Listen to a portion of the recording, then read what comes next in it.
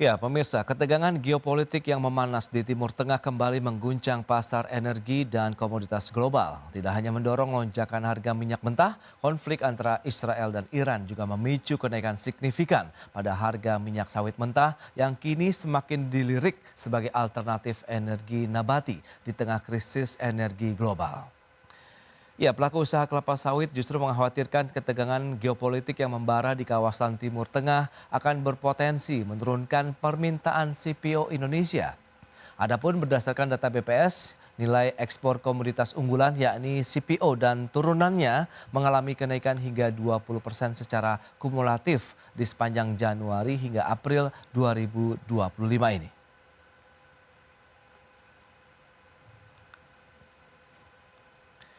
Ya, pemirsa, untuk membahas tema menarik kita kali ini, mitigasi penurunan ekspor CPO di tengah konflik Iran-Israel. Kita sudah tersambung melalui Zoom bersama dengan Bapak Gulat M.E. Manurung. Beliau adalah Ketua Umum DPP Asosiasi Pengusaha Kelapa Sawit Indonesia Apkasindo. Ya, halo Pak Gulat, apa kabar Pak?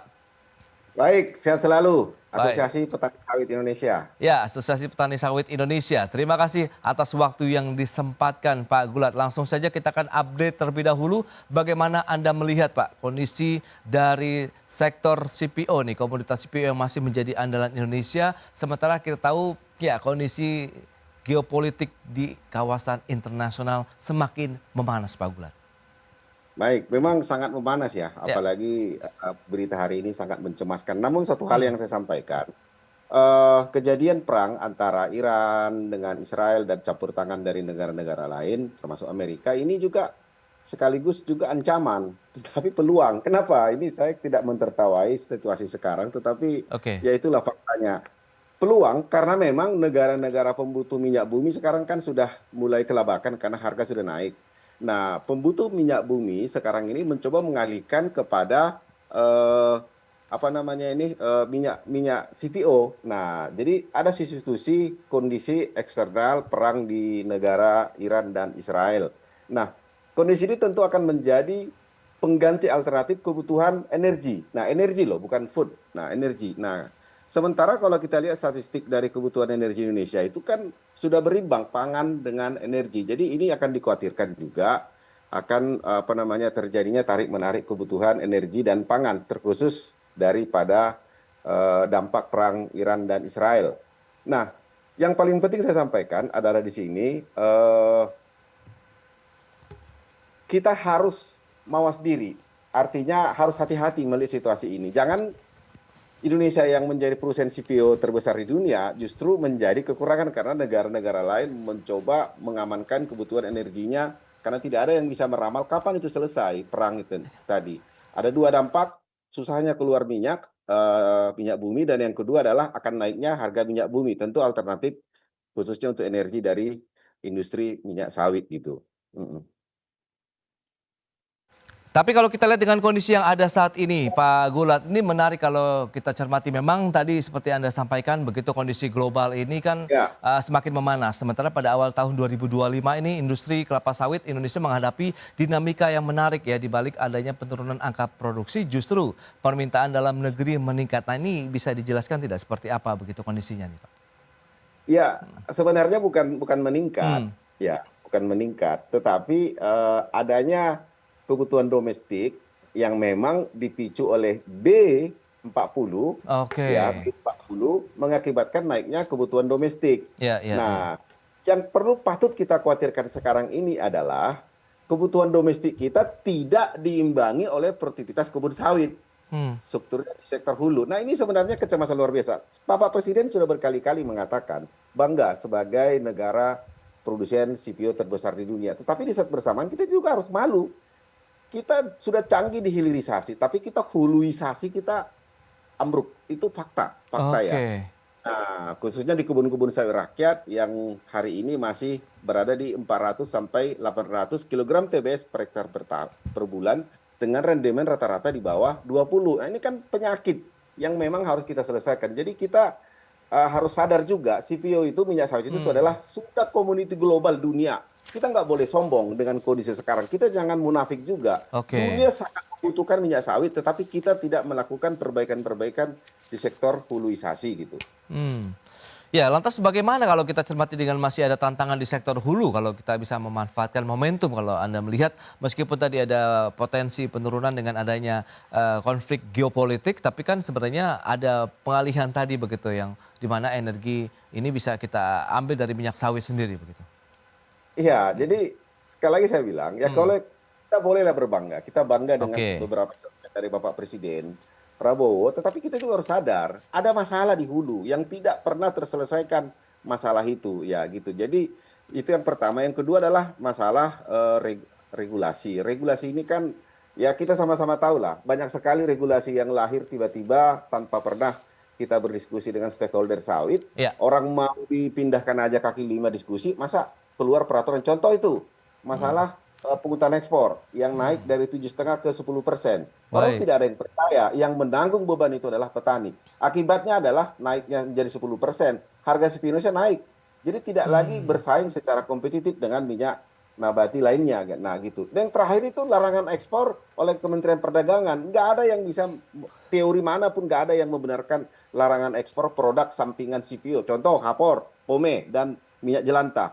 hmm. Ada orang mau beli, kenapa dilarang? Ini kan potensi pemasukan negara. Kalau ada yang kurang, ya buat regulasinya, tepatkan, kenakan dia pajak pungutan ekspor atau BK. Nah, ini yang selalu kita suarakan. Kita bolehlah berbangga seperti sekarang kita kecukupan energi bagus dari CPO dan kebutuhan pangan bagus dan 62% minyak nabati sawit itu berasal dari Indonesia. Tapi kita juga harus memberikan apa namanya hak daripada dunia. Dunia juga berhak menikmati minyak CPO Indonesia melalui produktivitas kita yang tinggi gitu loh. Bagi saya ini Oke. adalah dua hal yang harus kita padu serasikan, regulasi dan kebutuhan domestik dan global gitu. Ya, lantas terkait dengan potensi penurunan permintaan CPO, kalau kita bicara mengenai produk Indonesia begitu ya, Pak Gulat, dengan adanya kondisi konflik geopolitik yang memanas di global ini, bagaimana sebenarnya kondisi Ya, yang sebenarnya juga di lapangan begitu? ya kalau saya memperhatikan ya, coba yang sedang ada gejolak ini kan India, Pakistan, Hmm, dan juga Iran. Iran tidak begitu banyak, tetapi dampaknya kepada naiknya minyak bumi akan menjadi alternatif terhadap energi dari sumber daya alam dari minyak nabati. Nah, kalau saya melihat ada naik tetapi tidak akan signifikan karena ada oke. penghambat dan penolong. Ya, penghambatnya tadi adalah apa namanya? Naiknya minyak CPO, kebutuhan dunia, tetapi kita tidak cukup untuk mensuplai. Harusnya secara teori ekonomi itu mengatakan harga naik. Baik. Nah, Hmm, penolong yang kedua adalah bahwa memang eh, produktivitas dari minyak bumi sekarang kan terpaksa terganggu nih, ya terganggu. Artinya negara-negara yang apa namanya membutuhkan minyak bumi ataupun CPO itu berada pada kelompok yang sama, sehingga akan mencari alternatif masing-masing. Nah, di sini yang saya sebut tadi tidak menjadi penolong dan juga tidak juga menjadi penghambat. Nah, disinilah saya sampaikan Indonesia harus juga melihat ini masalah CPO, hulu dan hilir sawit Indonesia bukan masalah Indonesia saja, tapi masalah dunia gitu loh. Coba oke. buktikan, gejolak sedikit masalah minyak bumi, booming CPO atau Hmm. sebaliknya gitu. Oke, nah lantas kalau kita bicara mengenai potensi penurunan tadi begitu, sebenarnya kondisi realnya berarti potensinya ya bisa dikatakan tipis saja begitu, Pak Gulat? Ya, Hmm, kalaupun kalaupun apa namanya harganya tidak naik, ya, ya kalau saya melihat turunnya pun tipis karena memang hmm, kebutuhan tadi India akan mengurangi aktivitas daripada impor, ya itu pasti oke, dong. Ya, kita lihat Pakistan dan termasuk juga negara-negara lain yang terhalang. Belum lagi pengiriman barang yang cenderung menggunakan kapal. Nah, ini hmm. juga kita harus lihat bahwa itu hal-hal yang harus perlu kita cermati gitu. Mm. Oke, oke, oke. Ya menarik kita cermati ada data BPS begitu yang menunjukkan nilai ekspor komoditas unggulan seperti SPO dan turunannya ini justru mengalami kenaikan hingga 20% secara kumulatif ini di sepanjang Januari sampai dengan April tahun 2025. Nah, lantas apakah bisa dioptimalkan begitu mengingat tantangan global tadi masih tetap ada? Tahan dulu jawabannya Pak Gulat, kita bahas nanti di segmen berikutnya. Ya. Dan pemirsa tetaplah bersama kami.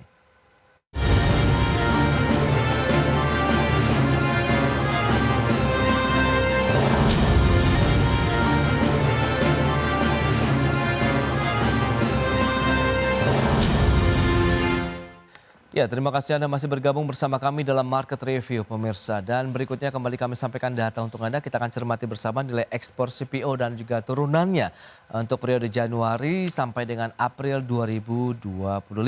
Ya, seperti yang bisa Anda saksikan di layar televisi Anda, kalau kita sandingkan dengan tahun 2024 tercatat 5,87 miliar dolar Amerika Serikat. Sementara di tahun ini untuk Januari sampai dengan April sudah mencapai 7,05 miliar dolar Amerika Serikat untuk nilai. Kemudian kita lihat dari sisi volume ekspor CPO dan turunannya. Di tahun 2024 itu 6,78 juta ton, sementara di tahun 2025 tercatat 6,41 juta ton. Memang ada penurunan begitu ya. Dan selanjutnya bagaimana dengan harga CPO dan turunannya di tingkat global Januari-April? Ya, kita lihat 2024 ke 2025 ini ada kenaikan hingga 26,54% pemirsa. Dari 869,16 dolar Amerika per ton naik menjadi sekitar 1099,82 dolar Amerika per ton. Itu dia beberapa data yang akan kita elaborasikan bersama dengan narasumber Pak Gulat M.E. Manurung. Ya. Pak Gulat, kalau kita cermati dengan beberapa data yang sudah disampaikan tadi dari sisi nilai ekspor CPO, kita memang ada kenaikan. Kemudian ekspor volumenya ada penurunan dan dari sisi harga CPO ini naik terus begitu. Nah, apa yang bisa kita cermati dengan beberapa data yang sudah disampaikan terkait dengan kinerja industri komoditas CPO nasional nih, Pak Gulat? Ya, jadi saya melihat ya itu suatu hal yang harus patut kita syukuri ya. Terjadinya kenaikan ekspor daripada CPO. Tapi satu hal yang saya sampaikan, kami petani sawit bukan kuantitasnya yang kita lihat, ini dia, tapi adalah harga. Ya. Saya sepakat itu terjadi kenaikan harga CPO khususnya pada 1 bulan terakhir. 1 bulan terakhir. Tapi kalau kita lihat pada data kami dari DPP Apkasindo, sejak Januari itu kan anjlok. Makanya saya bilang aneh ketika ditetapkan pungutan ekspor naik dari 7,5 ke 10% di saat harga CPO turun, ini adalah suatu hal yang tidak biasa. Nah, naiknya harga CPO dunia global tetapi tidak diiringi dengan naiknya secara signifikan atau berkoneksi langsung dengan harga CPO di Indonesia. Ada apa? Berkali-kali saya sampaikan, kita ini ada 3 rujukan harga CPO. Satu, Bursa CPO Indonesia, ICDX, milik Kemendak. Satu lagi itu adalah Indobursa, kalau nggak salah namanya. Yang ketiga adalah Bursa tender KPBN. Nah, yang paling dahsyat, yang dua ini kan, yang Indobursa ini kan dia sebagai penyelenggara bursa, tetapi dia juga sebagai pengguna. Ini kerjanya hanya menarik-narik harga CPO ke bawah. Demikian juga dengan tender. Tender itu terbatas, hanya seperti arisan. Berkali-kali saya bilang, harus menjadi satu rujukan harga CPO Indonesia, yaitu Bursa CPO Indonesia ICDX. Itu milik Kemendak. Tetapi dengan adanya tadi 2 bursa dan 1 tender tadi, ini akan mengakibatkan tertariknya ke bawah harga CPO Indonesia. Makanya tidak ditemukan korelasi yang positif antara harga CPO global dengan harga CPO Indonesia. Dan ini akan merugikan negara. Sangat merugikan negara karena pemasukan negara melalui harga referensi, pajak, PE, dan biaya keluar akan sangat tertekan. Belum lagi kalau kita menggunakan harga rujukan untuk biodiesel. Makanya kita bahagia naik harga global, tapi tidak diiringi oleh harga CPO di bursa ataupun tender KPBN. Namun yang pasti, salah satu faktor lain juga mengapa tidak dinikmati harga CPO yang baik dalam 1 bulan terakhir di Indonesia, itu karena beban-beban daripada CPO tadi yang saya jelaskan tadi, belum lagi DMO, DPO lah, belum lagi PE, pungutan biaya keluar, dan ini harus kita selesaikan sehingga Indonesia menjadi rujukan tunggal daripada harga CPO dunia. Kalau sekarang tidak, kita hanya berkiblat kepada kondisi global. Coba lihat data statistik ya. Dari 52 juta ton produksi CPO Indonesia ya, dari 52 juta ton, 45 juta ton itu dikonsumsi secara domestik. Artinya satu negara mengkonsumsi 23 juta ton. Apa? Sisanya itu yang 55%, katakan dari 30 juta ton, itu dinikmati oleh 200 negara. Coba kita bayangkan betapa hebatnya serapan domestik. Tapi kita tidak pernah bisa mengontrol harga global karena adanya rujukan-rujukan yang cenderung membuat harga CPO turun. Makanya harga pelaksana bursa itu tidak boleh merangkap sebagai pengguna CPO. Itu kata kuncinya gitu. Oke, oke. Nah, dengan kondisi seperti ini, nampaknya kalau Anda melihat begitu ya berarti Pak Gula, tantangan dari industri CPO sendiri di dalam negeri ini domestik atau global sebenarnya saat ini yang mungkin kalau kita Ya, bicara skala betul. prioritas harus dituntaskan begitu. Ya. Jadi tantangan bukan lagi apa ya, Hmm, tantangan gawat darurat CP Indonesia ini adalah segera dirikan Badan Otoritas Sawit Indonesia atau badan sejenis langsung di bawah presiden atau bahkan Bapak Presiden langsung pemimpinnya. Tidak boleh tidak. Ini adalah apa namanya lokomotif ekonomi Indonesia dan dunia berharap hmm. stabilitas ini.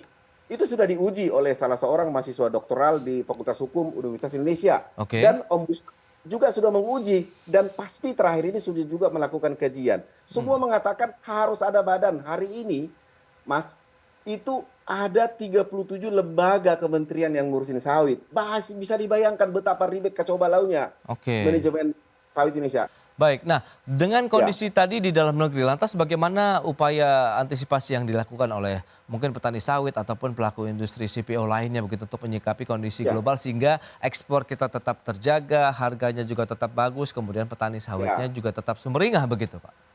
Ya, akhir-akhir ini kan kita sangat apa ya, sangat viral ya Hmm, tentang adanya penertiban kawasan hutan. Saya pikir kita harus sepakat, kita harus tertib. Tetapi harus dilakukan mitigasi. Saya takut adanya penertiban ini bisa terdampak daripada produktivitas Indonesia secara keseluruhan di 2025 ini. Kenapa? Karena adanya masa transisi manajemen dari perusahaan yang diambil negara diserahkan kepada Grinas itu kan butuh butuh apa namanya adaptasi dan ini akan apa ya signifikan mempengaruhi produktivitas CPO Indonesia. ya. Nah, yang kedua adalah kepastian investasi gitu loh. Ini bukan rahasia lagi, investasi di sektor sawit ini Oke. banyak orang sudah mulai jenuh karena selingnya berubah-ubahnya regulasi gitu loh. Kalau kita bicara mengenai negara alternatif yang bisa dijadikan negara tujuan ekspor CPO sendiri, mana saja begitu yang mungkin sudah dipetakan oleh teman-teman sendiri?